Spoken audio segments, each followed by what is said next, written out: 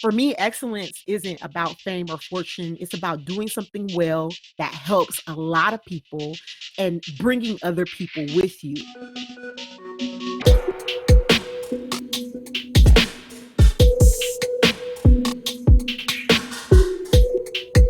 Hi, everyone, and welcome back to this week's episode of the Pure Joy Podcast. So, how's everyone's week going? Have we gotten over the fact that our short window to get Chris Pratt to fall in love with us is closed? I know I haven't, so I hope you guys have. How about LeBron? Anyone still a little bit upset, concerned about LeBron? Are you okay with that yet? I hope so. And how was our 4th of July? I hope that you guys had a good one, and I know that sometimes it can be stressful if you have any type of PTSD to endure the fireworks. So if that was the case, I hope that you found a very quiet place to enjoy your 4th of July. So, without further ado, I am going to introduce my guest tonight, who I am very excited to have. I am chatting with the social influencer Aesha Murphy, who you can find most easily on Instagram, but you will be able to find on my website quite a few ways to follow her. I love her YouTube channel, but I feel like every time I say that, it doesn't sound like I mean it. But I do. I subscribe, I watch every video. It's a lot of fun. You guys are going to enjoy it too. So tonight, listen up to a heartfelt discussion about what it means to find your true joy. I want to welcome Aesha Murphy from Oh Hey, It's Aesha, and you can find her on Facebook, on Instagram. You can find her blog. She is launching her podcast soon, so we will have that on the site. And it's really exciting to get to talk to you. And I should also do a disclaimer, you are also my cousin. Right. Just to keep it clear and transparent, right? We have to let them know that we are family. It's true. And so I started watching you on social media a few, I want to say years ago, and I've seen this great evolution. And it was one reason I wanted to talk to you and just kind of see what you're up to, and also to see how you got to this point in your life. Well, first of all, I just want to say thank you for having me onto your space because, when you're creative, you're sensitive about what you put out there. So I definitely feel honored that even though we are cousins, you thought of your cousin to let me come and talk to you. So I'm excited. And I feel like you're so kind, like with the evolution of my social media presence. I feel like I still have I know that I still have a long way to go, but it just feels good to know that someone's watching and that they see me like trying to do better. So thank you. Oh, you are welcome. And it's very sincere, absolutely meant. Let's start with a few questions because I want people to know a little bit about you. Where did you grow up? So I grew up in Southern California. I spent a lot of my like elementary and middle school in a place called the Inland Empire. It's like Riverside County. And then I also have lived mostly in Moreno Valley once I lived out here. But originally I'm from Los Angeles. Okay. Tell me a little bit about your family dynamic. Who's in your house when you're growing up? In my house, it just depends on what era it was in. My mom is one of 11. She has a twin sister. My grandmother had so many children, it felt like. So my mom is very close with her siblings, and they all moved over from the Midwest, Detroit, to California, like one by one. So they just kind of stayed close here in the Southern California area. So even though I have, my mom, my dad, my brother, my sister, I have two older siblings. It's like my cousins and my aunts, they were all part of my family. And at some points we all lived together and things like that too. So I have a huge family and lots of cousins too, as well. Okay, so your extended family, they were a really big part of your life. A huge part of my life. So growing up too, I know even like your name, your parents were really big into kind of the social justice. Is that true? Right. Well, because my parents grew up my mother was born in 1948. My father was born in 1949, and they grew up in the 50s and 60s in Detroit. And if you ever watch that movie called Detroit that showed the night at the Algiers motel where the cops kind of tortured these young black kids, and because they said a shot was fired but it really wasn't, and it was just lots of racial riots, and it was a tumultuous time, like, so that really made them the way that they were, seeing all of those things. Like, even my dad's mother was one of the hotel managers at the Algiers, back when all of that happened. So my parents saw a lot of brutality and they saw a lot of bad things happening. So my grandmother, she was my paternal grandmother. She was one of the hotel managers at the Algiers, or Algiers, or however you pronounce it. I'm not from Detroit. I don't know how you say it, but they so that was something that was very prominent in both my mother and my father's lives, and they remembered the brutality, and they remembered, I mean, my mother said it's very similar to how it was today, where you had a lot of these young black guys and girls getting shot with no gun or no weapon, but just this excuse of like, well, they didn't do exactly what I said, and there not being really any punishment for that. So that never left them, and they always sought to teach us about where we come from and being proud about being a black person, being a person of African descent. Hmm. No, that's definitely something I can see in you. Now, you growing up in the Inland Empire, did you feel that race was as big of a deal for you in that environment, or did you feel that maybe we were post-racial? I definitely, I never felt that way, that we were post-racial. Though I will say that a lot of black people in the Inland Empire do feel that way, or did feel that way when I was in school. I definitely was the black kid that was not allowed to perm my hair. So I had a big afro, or my hair was sweat out when I straightened it. So that wasn't always cool. People would make fun of that. One of my first memories that I remember was moving to Riverside from LA, and having a young white kid and some of his friends follow me home and call me the N word with a hard R on the end. And I never really heard that word in my house before. My parents didn't call each other the N word. So I literally went home and asked my mom, well, what is this word? I know it's bad, but he said this to me. My mom, like, grabbed her purse and her keys, and we headed right back outside and went to school to go get it resolved. So I definitely felt race issues, like being the only one, you know. So it was never post racial to me. No, I agree. I grew up not too far from you, which was surprising because we hardly ever saw each other. I But know.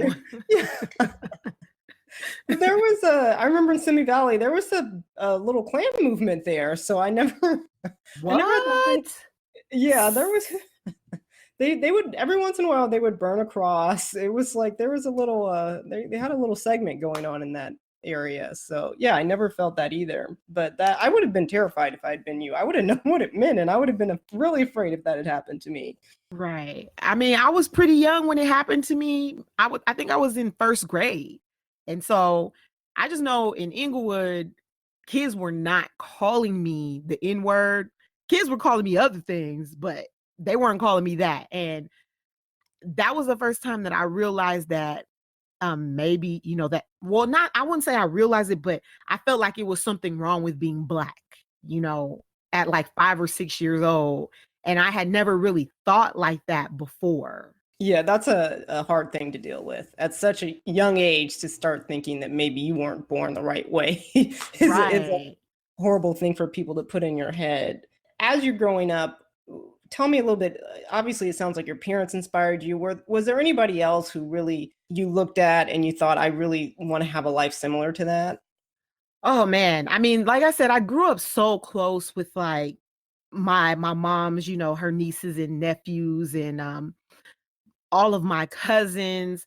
So Honestly, my mom and her siblings are my heroes. Like, yes, I did have my favorite rappers and actors and people that I loved on TV. But when it came down to people that I wanted to be like, my Aunt Val, my Uncle Benny, they were the reason why my family was able to leave Detroit one by one. And because Detroit was it wasn't on a major decline. It got nowhere. It wasn't even where it was today, where it is today.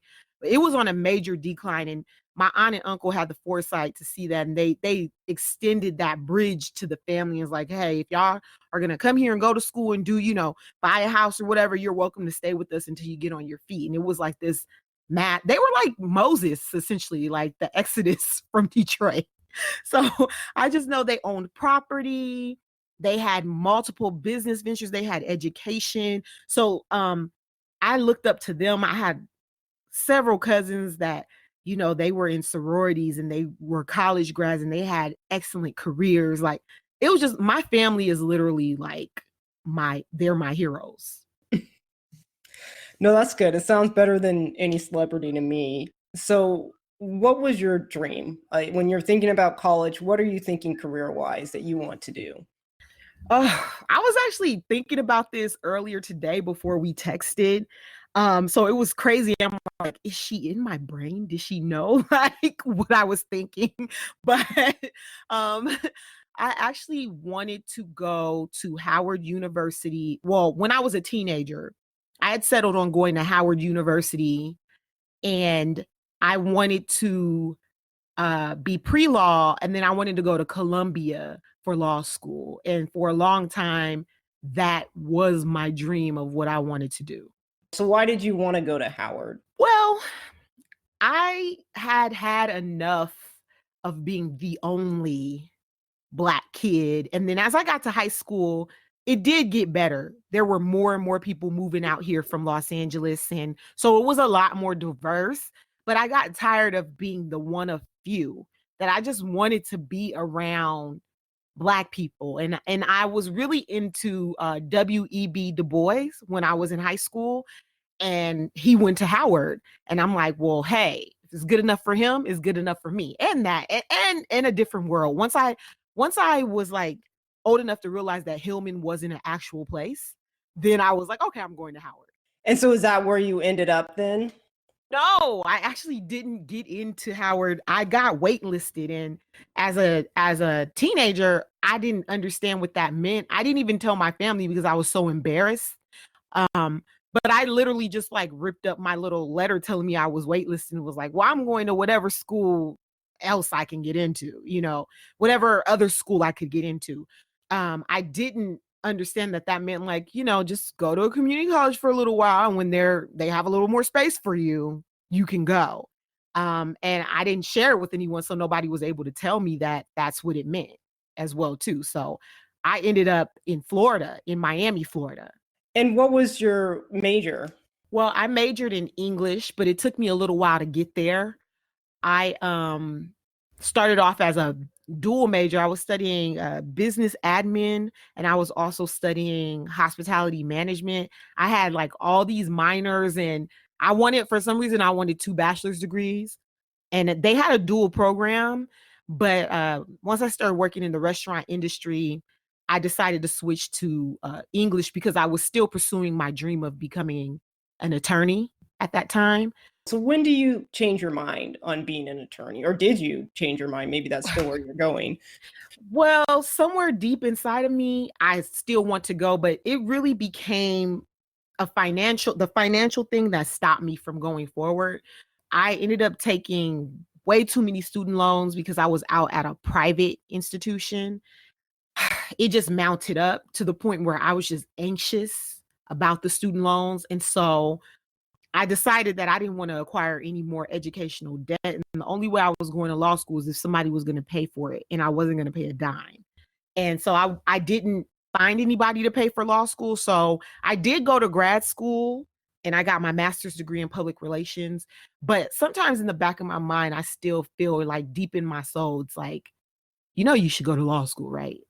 So I don't know if that's ever going to happen for me or if I am just doing what I need to be doing. No, that's a good question. I think you're going to figure that one out. But if you did get your law degree, do you feel like you would practice what field, or do you feel like you would go straight to politics?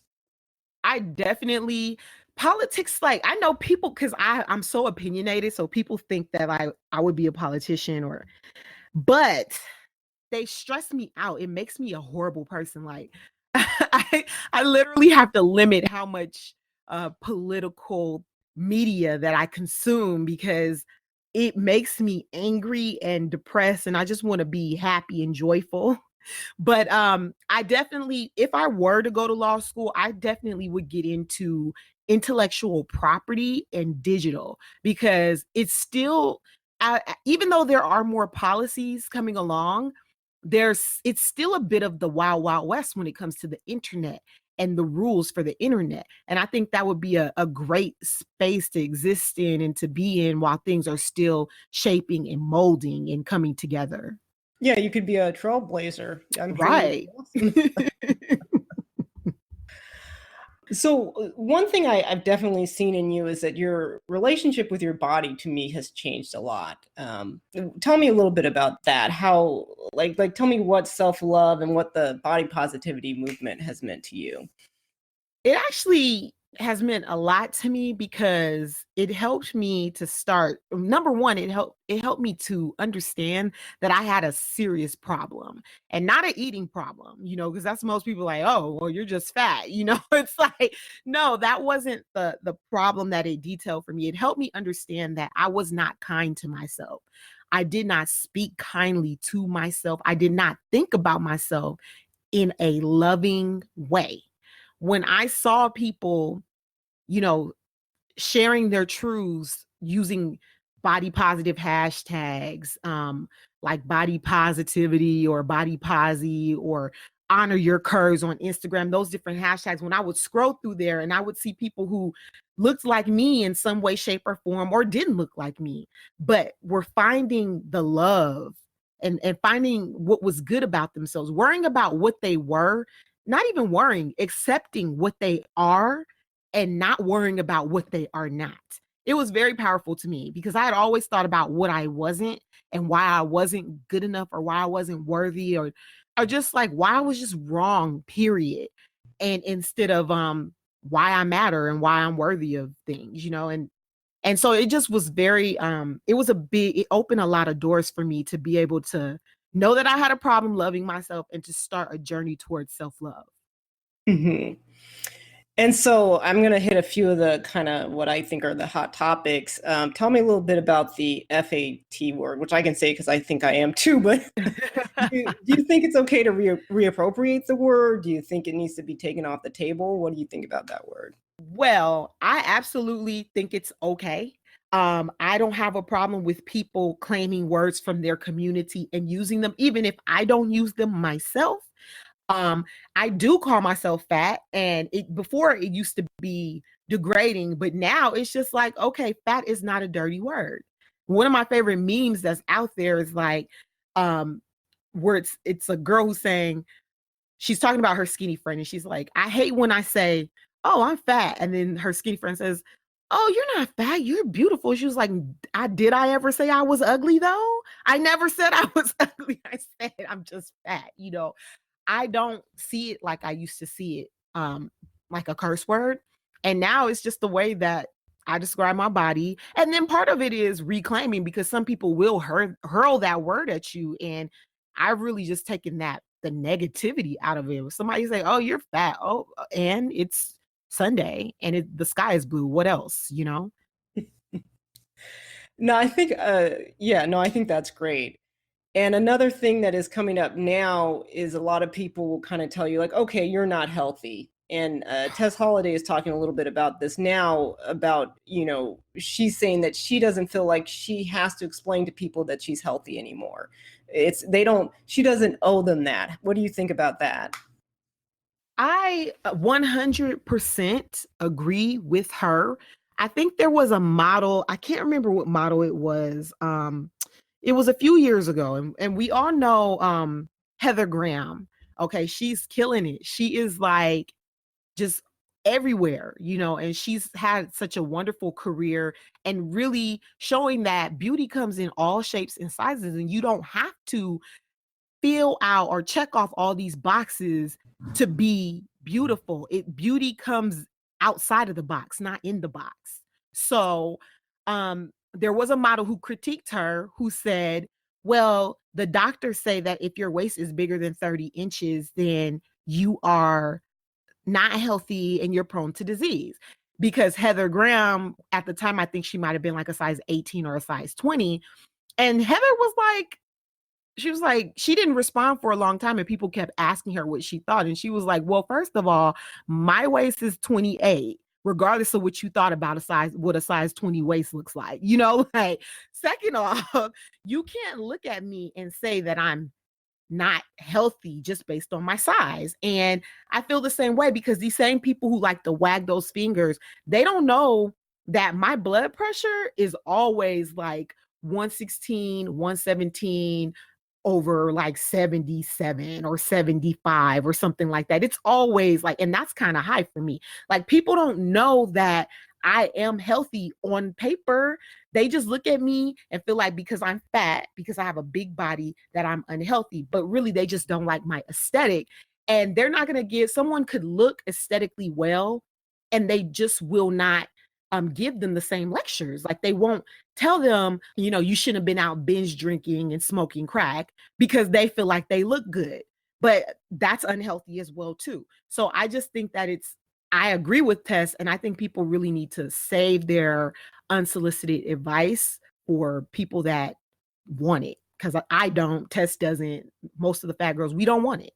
No, I agree with you. I think a lot of times it's just coded language. I mean, they're using health as an excuse because they don't like a certain body type. And like you said, you can't look at someone and know if they're healthy or not. And it's not really your business for anybody, regardless of their size. Unless that's your friend and you really need to talk to them about their health for some reason. Right. And you really know their situation, their life, and they're like just doing the most unhealthy and unsafe things every day, then fine. But like, my sister had a situation. My sister's also heavy set, and she was buying some stuff for a brunch, donuts, coffee cakes, different stuff for a brunch. And this guy who was quote fit, he critiqued everything that she put on the conveyor belt at the grocery store.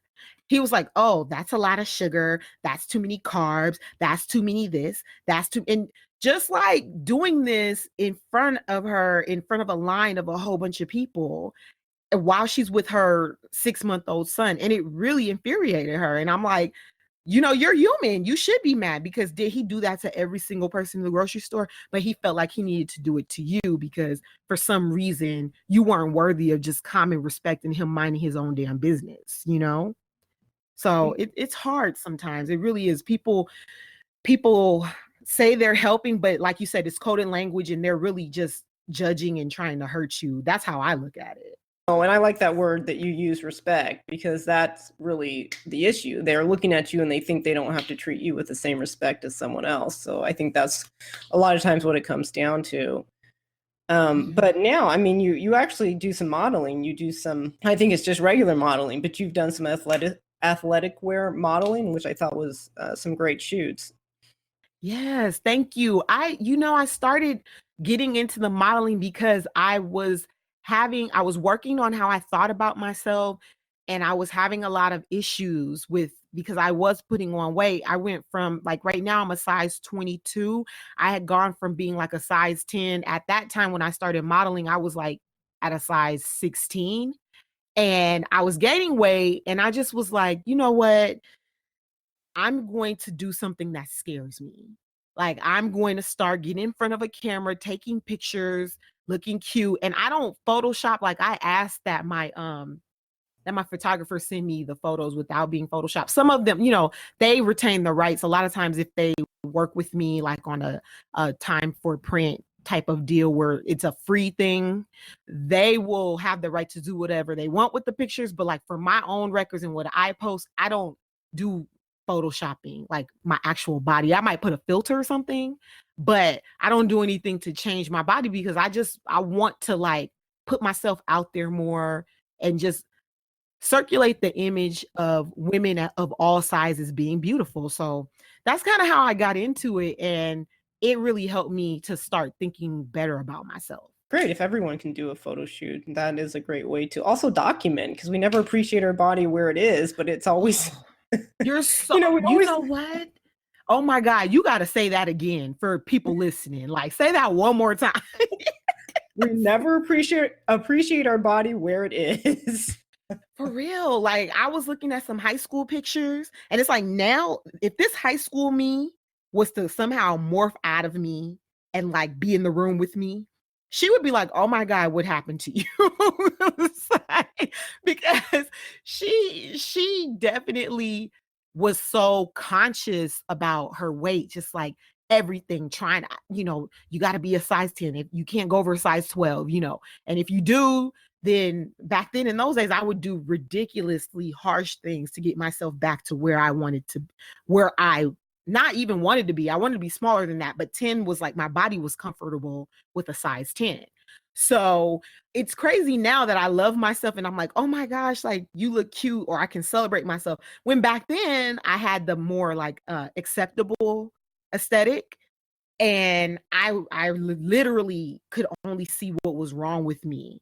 I didn't appreciate that, but I'm learning. I'm learning those lessons. Yeah, no, I can say the same here. I think a lot of women can. But tell me a little bit where you're at right now. What is the most important thing that you're creating right now? Well, right now, the most important thing that I'm creating is actually not for myself. I have a full-time job, and then I have a side hustle consulting, social media consulting business where I work with nonprofit agencies, excuse me, and I help them improve their social media presence. So there is one project that I absolutely love called My Hair, My Health, and it's Inland Empire based. We're going to have a festival August 2018. It's going to be August 26, 2018, which is a Sunday. And it's just a celebration of wellness and beauty from the inside out, focusing on natural hair and removing barriers to health in the Black community. And it makes me feel so good. I'm doing more than just like talking about my new makeup or, modeling plus size clothing. I'm getting to help people see their beauty and their value and embracing their Blackness and just loving it. So to me, it's just more important than anything that I'm doing right now. Okay, we'll definitely post a link about that. And so, what do you think are some of the top concerns in the Black community as far as us being healthier? Well, with this particular research came out of a study called The Cost of Beauty, where there have been some research. I don't know if you saw, BBC had just talked about an updated form of this research, where they found that there are a lot of ingredients that may be linked to certain things like fibroids, and certain things like uterine cancer and breast cancer, and a lot of hair products like relaxers and just everyday things that we use on our hair. And Cost of Beauty came in and they share this information, and they collected research on how the people they shared the information with, Black people, Black women, use the information. And what they found was a lot of people were so into, I have to keep up this ideal of having quote good hair, or looking good, that I'm not going to get rid of these products, even though I know that they're killing me slowly and surely over time, or they might kill me. So they did the research, and then they decided, let's create something that's going to remove these barriers to entry. So I've had some time to think about. That was a long roundabout way of me saying that the barriers to entry is usually meeting the beauty standards. I think sometimes holds us back because you just got a new blowout. You don't want to get on that treadmill and get your heart activity up and sweat your hair out. Also, sometimes just legacy of food habits that were passed down to you, you don't even know they're not healthy. Like eating, that baked macaroni and cheese that they have at the family reunions, like eating that every week. It's certain things that become part of our legacy, kind of handed down to us. And I just think sometimes it's lack of knowledge and other things that are designed like food deserts. things like that are designed to just keep us unhealthy as well too. So that's awesome Yeah. that you're able to work with this nonprofit. And so do you want to tell us a little bit more about because this is kind of your independent consulting agency, Sure. and you do you work just with nonprofits, or are you able to, or do you kind of work with anybody who has a certain goal for their business? Well, I typically would, when I started, I was working with small businesses. But what happened was I worked with a few nonprofits and I get a lot of referrals from them. So all of my clients ended up being nonprofits. Like right now, I'm pretty much only working with nonprofits. And I get a lot of fulfillment out of it because sometimes they just don't have the marketing background or they don't have the PR background and they're eager to learn because they want to get their message out there and they want to work hard. It just kind of became my thing, even though I didn't set out for it to be that way initially. But you Yeah. found your niche, and that's a good thing. Yeah. Yeah. And I love helping, especially like a lot of my clients are Black women who own nonprofits. So it just kind of, again, like you said, you could see like me being into my culture. So it's like it just finds me no matter what. And I know you are doing a little bit more kind of with your YouTube channel and with your blog and the podcast. What are your goals for that? Well, for my YouTube channel, the YouTube channel is oh hey it's underscore Aesha. Oh hey it's is all one word and then it's underscore AESHA. That is my theme on there is just beauty, body, and self. So I do beauty reviews, I do plus size fashion reviews, and then I talk about body positivity and just, anything else that comes up. But typically it's beauty, body, and self issues that I discuss. With that, I just want to make content that's relatable to people, even if it's just relatable to one person or 100 people or 100 million people. If it can make somebody smile or make somebody feel good or they can relate to it or learn something from it, then that's a win for me. And I also just want to get better creatively so that I'm making the best quality content that I could possibly make. And then my blog, I am in the process of repositioning my blog because I had a name change. I used to be That's Not My Name TV. And so I switched everything over to Oh Hey It's Aesha. And so like I'm in the process of shifting my blog. Blogging is not easy. It is not easy.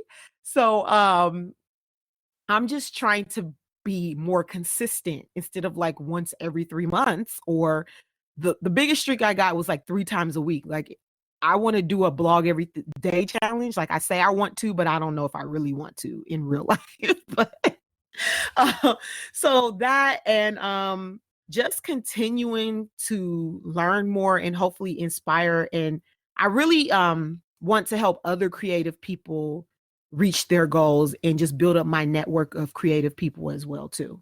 It sounds like you have a lot on your plate. So you're a hardworking, a hardworking woman. Yeah, I try to narrow it down because you want to be a master of some and not a master of none.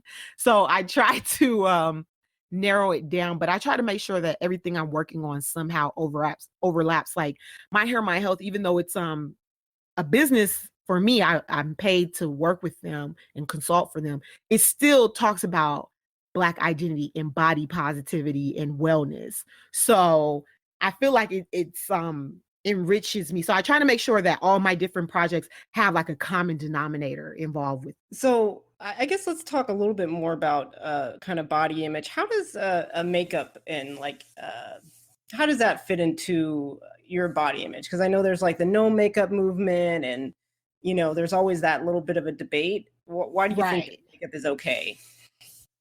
I think it's okay. I mean, because I love a good beat. I love like beat from here to Alaska, like highlight contour, all of that. I'm into that. Not every day, but I really love it. And I do know there's people who's like, well, why do you have to do if you love yourself, why don't you not wear makeup? And for me, I love myself and I have a choice. If I want to wear makeup, I do. if I don't want to wear makeup, I don't. And I just feel like adhering to other people's rules, because that would mean I really love myself if I don't wear makeup. Like, it's like me losing my independence. So I guess maybe it's more of a rebellion for me. It's like, I'm gonna do what I want to do because I want to do it. And that's it. I mean, I wish it was deeper than that, but it really is like, you're not going to tell me how to be beautiful. If I don't want to wear makeup, I'm not going to wear it. And if I do want to wear makeup, I will wear it from here until kingdom come. I like that. That's good. Tell me a little bit, because you do have a lot on your plate. So where do you get your energy? Where does that come from when you have to really dig deep? I think getting my energy comes from the fact that I really don't feel like I have my true north yet. I feel like I do a lot of things well or okay. I don't think I found that thing where I'm excellent at. And I think that me having so many hats that I'm wearing, or different buckets that I'm dipping into, is me fighting to find my passion and that thing that I'm going to be excellent at. I sometimes I do get tired because I'm like, I'm still not excellent. I still haven't reached that level yet. But I remember thinking that one morning, and then saying out loud was like, I won't quit until I am excellent. So I think just that desire to have that thing where it's just like my true north and my passion. And for me, excellence isn't about fame or fortune. It's about doing something well that helps a lot of people and bringing other people with you. And until I can do that, I will not see myself as excellent. So that me being excellent, of one day getting there, is what kind of keeps me motivated. Okay, one of my questions was going to be, where do you see yourself in 10 years? But Mhm. you could say family, relationship wise as well. But it sounds like you're still finding that thing that you want to be, maybe your career in 10 years. What do you think? Not just a career, because I think like I'm really into like being self-actualized. Like I want that all-encompassing thing that's going to, and I know it's not a thing. I think it's more of a state of mind, to be honest with you. If I'm sounding crazy, I'm sorry. If I'm sounding like Kanye, I apologize. Um, but I feel like I want to get to a state where I am doing things that are fulfilling on multiple levels. And I don't think it's just one career. I think it's like a movement. I don't know what it is 100% yet. I just know that if I keep creating, if I keep fighting, if I keep working, I will get self-actualized, and I will have that place that I can't quite describe, I can't quite see. I just feel that it's there. I don't know if does that sound crazy, because it feels crazy coming out of my mouth. But it's like, It does not sound crazy. I think it's more just realistic compared to what most of us say, because we do name those tangible things, but those tangible things are never really what makes you happy. right. And So I think you're actually just too sane for the rest of us.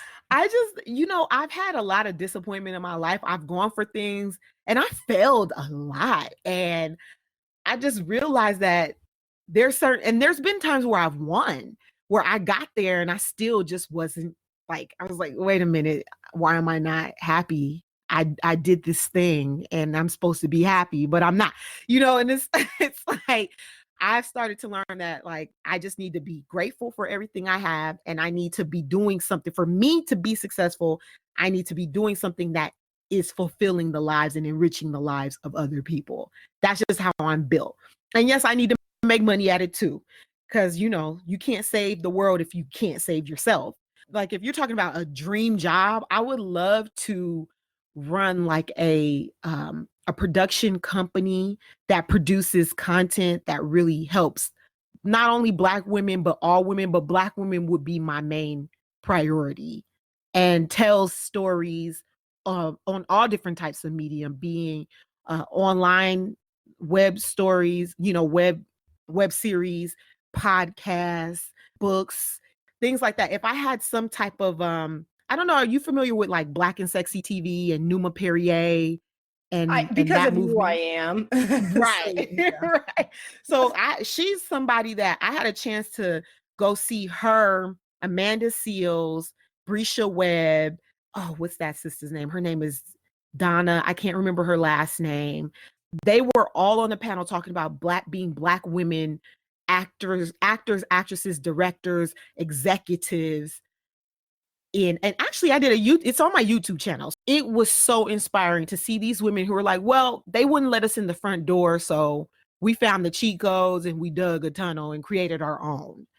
I would love to do something like that would give other people opportunities as well too. We have a couple more questions. Sure, I got time. It's Okay. Sunday. Please name a book that changed your life. Oh, do I have to pick just one? No, you don't.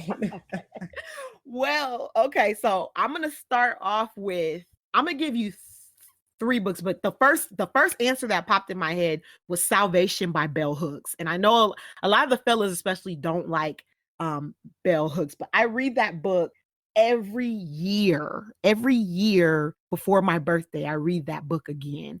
And it's the story of Black people in love, and she just talks about love, not in the perspective of just like boyfriend, girlfriend, or husband and wife love, but how love is really the answer to so many of the problems that are plaguing our community. Just more love. And it sounds like some hippy dippy stuff, but it's really good. And it really made me just be a more loving person upon reading it, because I used to like people could catch fire from me and I had no problem throwing it real quick back in the day.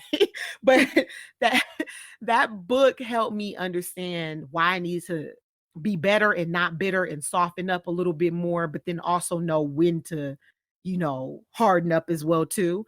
So that book, and then Nikki Giovanni's poetry is just like so essential to my being. Like, I love her. That from the poem, the line in Nikki Rosa where she says, Black love is Black wealth. Oh my God. Like, I'm gonna get that tattooed somewhere on my body. And if my mom hears this, then yes, it's happening. So it's like I'm definitely doing it. And there's a book by a woman named Carla Harris, and it's called Expect to Win: Proven Strategies for Thriving in the Workplace. I did not know how to make it in corporate America. Like, I thought I would get there and like, I'm really smart and I'm just going to do a great job and everybody will love me and I'll be the boss. And I didn't understand about networking, and I didn't understand about building relationships and being strategic. And that book really helped me understand that.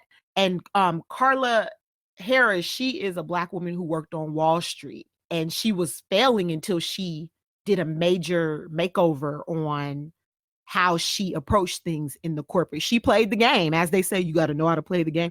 But she did so in a very in a way that was full of integrity, and she wasn't stabbing people in the back or going Lady Macbeth on people. But she did it in a way that I felt like I could do it. And so, yeah, that book really inspired me as well too. Actually, I'm going to try to read all three of those books. You really, but I also like Nikki Giovanni. I probably need to sit down and just read more of her poetry. Probably a family thing. It's probably because I remember the first time I heard Nikki Rosa was like, I was like, I think I was 5, and I remember that poem just sticking with me. And then I remember meeting her one time when she came to our church. So I was just like, oh my God, I'm just enamored with her. So one question we do try to ask everybody, and I mean, I feel like everyone answers it to a certain extent through the interview, but how do you define joy right now in your life? Ooh, I like that question. I love it. Joy, how do I define it right now? I would say my joy is just gratitude, looking at everything that I have and just knowing that I am blessed beyond measure, and knowing that I'm exactly where I need to be. I have purpose, even though I don't know what it is yet. I have purpose, So I think my joy is kind of really wrapped up in myself. Like, I'm really in a selfish place at this point in my life. That's good. That's a It's good kind thing. of, I mean, I gotta be, I'm keeping it real. I know I'm supposed to give like a Dalai Lama answer, but I don't have one. Do you want to talk, and it doesn't have to be romantic, about a time when you got your heart broken and maybe move past it? Yeah, we can definitely talk about that for sure, for sure. Just like the scenario, or did you have specific questions that you wanted to ask? Well, I was just going to ask you that, but like I said, it doesn't have to be romantic. It could be Hmm. any type of like loss that you went Oh, through. Yeah. I mean, dang, it's hard to pick one because I mean, I've had a lot of disappoint. Even though I'm blessed beyond measure, I've had a lot of disappointments as well. But I have to say that my life has been pretty balanced. Like every time a door closed, a door opened. I guess the first time that I was really, I'm going to talk about a romantic love because I think that's something that everyone probably has in common. And so I had been in a lot of relationships, but I had never really connected with someone to the point where like I could actually visualize. Like I always visualize myself getting married, but I used to say it was like playing paper dolls because it's like I just could see like a cloudy face with like the tuxedo on and I see myself and my family there in that moment, but I had no idea of who I wanted to marry. And I would get with guys and I'd be like trying to visualize them in that moment and it just normally wouldn't. I could never make it happen. I'm very imaginative, so like, yes. It would never happen.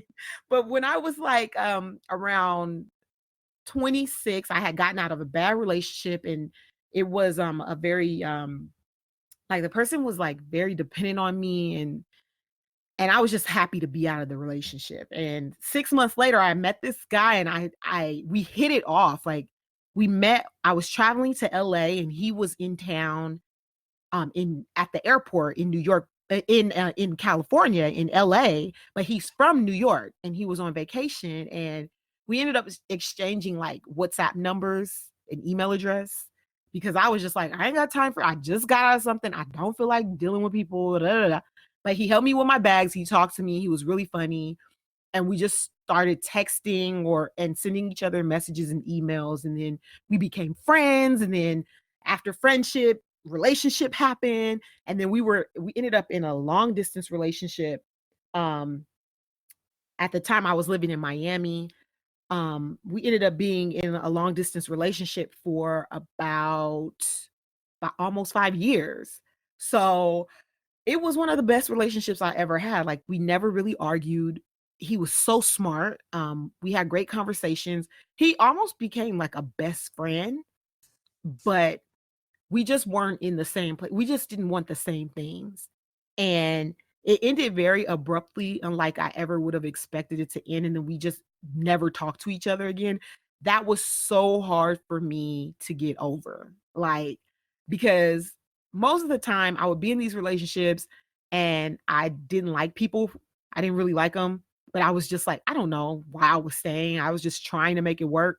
But in that instant, I really enjoyed him and he was my friend. So when we broke up, not only did I lose somebody that I loved and that I could see myself being with and I could see him at the end of the aisle if I had to take that walk, you know. um but I lost my best friend, you know, one of my closest confidants. Like I lost that person and just poof, they became like a duppy, like a ghost. I never saw him again. It hurt, you know, it really hurt. And I would because a lot of people think I'm so hard. Like, I don't know. I don't think you get that because you get the family side of me. But like the outside of me, people think that and I don't know why they think this. They just think I'm like tough as nails and like emotionless and stuff like that. But really, that really like got so deep that he got the family side of me, and I'm a sucker and a softie for my family.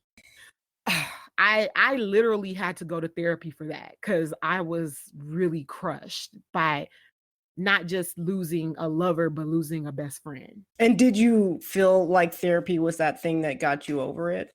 I actually didn't go to therapy until I felt like I was better, which is crazy. But it took me a while. Like, so the first, I would say, like, I wrote him a letter. I said what I had to say, and then I just stepped away from that. And then the next thing I did is I actually like read the letter aloud and then got rid of it. Then I just started, honestly, creativity is what really brought me out of it. Creating more and networking more. But I felt like at some point I had just kind of suppressed the feelings and replaced them with experiences, and I didn't really address the issue. And then that's when therapy really was the thing that helped me to truly unpack what the issue or issues were and move forward. Hmm. And I think a lot of people who hear this are going to be able to relate to that, to being the one that maybe wanted things to keep going. But I'm glad that you went through the full process. You got deep. Yeah. You had to do the surface stuff, but then you had to go deep to really move on, and that's It good.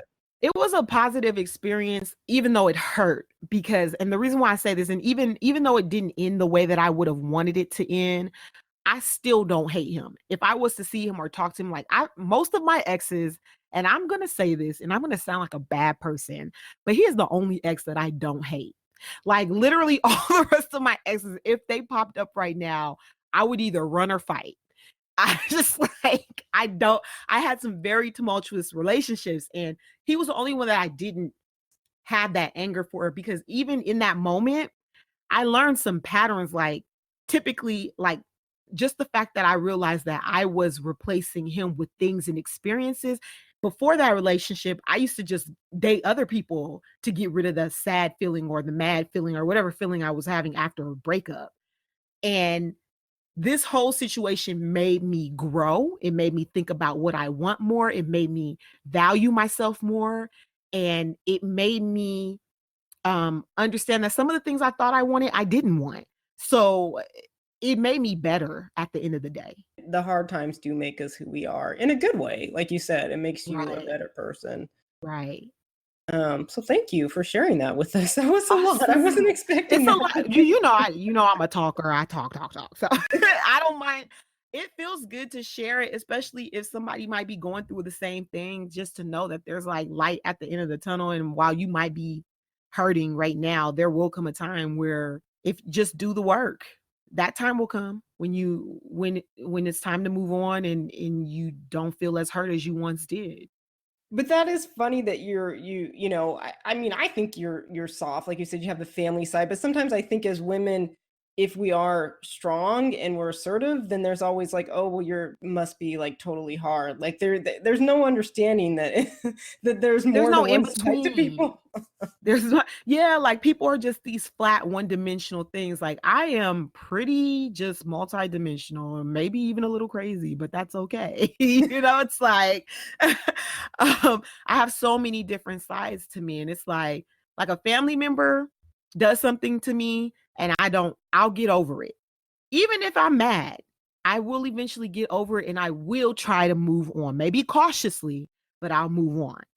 Now, the outside people, the others, I can't say I've become, like you said, like I said, learning that love is the answer 9 times out of 10 has made me better with my public face. But yeah, there used to be a time that was like, if you're not family and you come for me, oh, I'm coming back 3 times harder. So, I mean, I'm just thankful for growth. I'm thankful for that.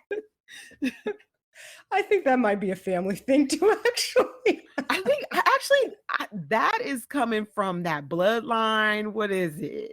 The Hunter bloodline, I think. Yeah, it's coming Yeah. strong. Way back from Tennessee, they must have had that.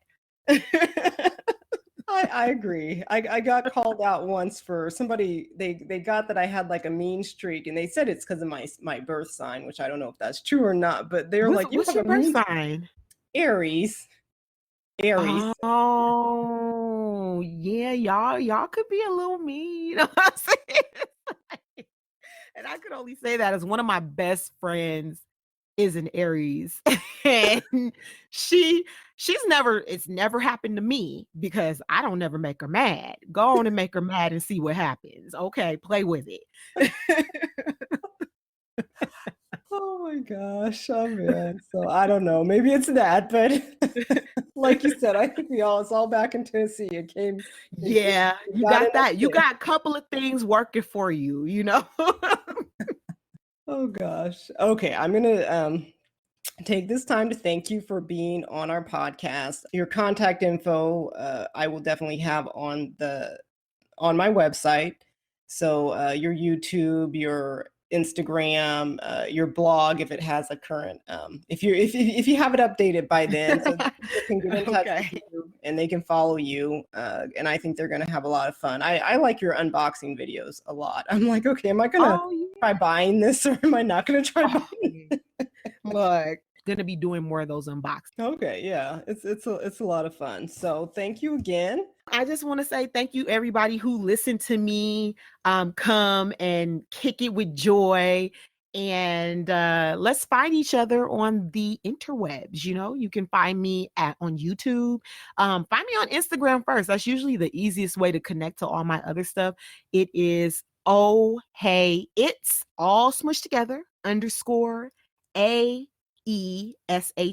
Oh hey, it's Aesha on Instagram. And everybody stay blessed and beautiful. Thanks for listening to this week's episode. You can now find us on Stitcher. Don't forget, if you like what you hear on Pure Joy Podcast, please hit that like button. If you want to be notified when we have new episodes, please go ahead and subscribe. You can find us online at www.purejoypodcast.com. And if you want to support, you can go ahead and hit that donate button, which will send you to our GoFundMe link. Thank you. Auf Wiedersehen.